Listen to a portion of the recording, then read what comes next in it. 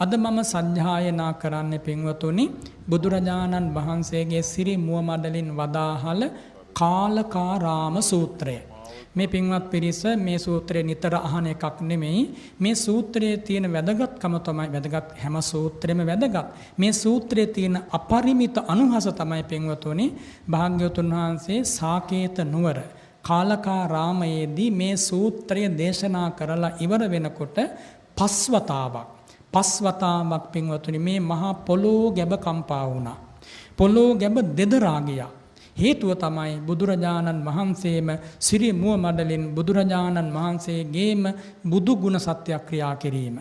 ඔන්න ඒ සූත්‍රය තමයි පින්වතුනි කළුදිය පොකුණේ කාල මුද්දරක් මහරහතන් වහන්සේ කළුවර පොහොයක් දවසකදී අර සද්ධාතිස්ස රජතුමා රෑ එළිමෙනකම් බුදු ගුණ හැව්වේ. ආන්න ඔය සූත්‍රයෙන් තමයි ධර්ම දේශනා කළේ. ඉතින් අන්න ඒ සූත්‍රය බුදු ගුණ ගැන කියවෙන ගැඹුරු දේශනාවක්. මම ආරක්ෂක පිරිතක් හැටියටත් යෝනිසෝ මනසිකාරයට කමඨහනක් හැටියටත් දුර්ලභව ඔබේ කන් වලින් මේ උතුම් ධර්මපරියාය අසන්නට ලැබේවා කියන ප්‍රාර්ථනාවෙනොත් මම සජ්ජායනා කරනවා. හැමෝම දැස පියාගෙන අත් දෙක එකතු කරගෙන නිහඬව ඒ බුදුරජාණන් වහන්සේ හිතින් මවාගෙන බුදු රූපේ දෙස හිතින් බලමින් බුදු ගුණ මෙනෙහි කරමින් මේ කෙටි සූත්‍රය අහන්න හැමෝටම මේක නිවන් පිණිස දොරටුවක් වේවා කියලා මම ප්‍රාර්ථනා කරනවා.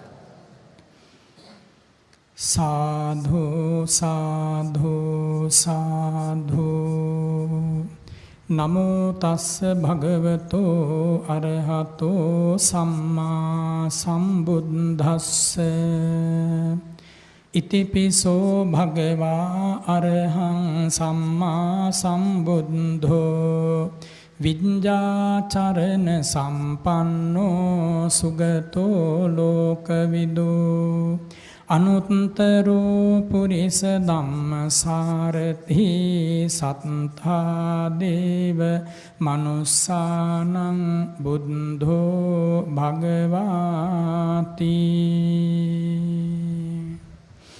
එවං මේ සුතං ඒකං සමයං භගවා සාකේතේ විහෙරති කාලකාරාමේ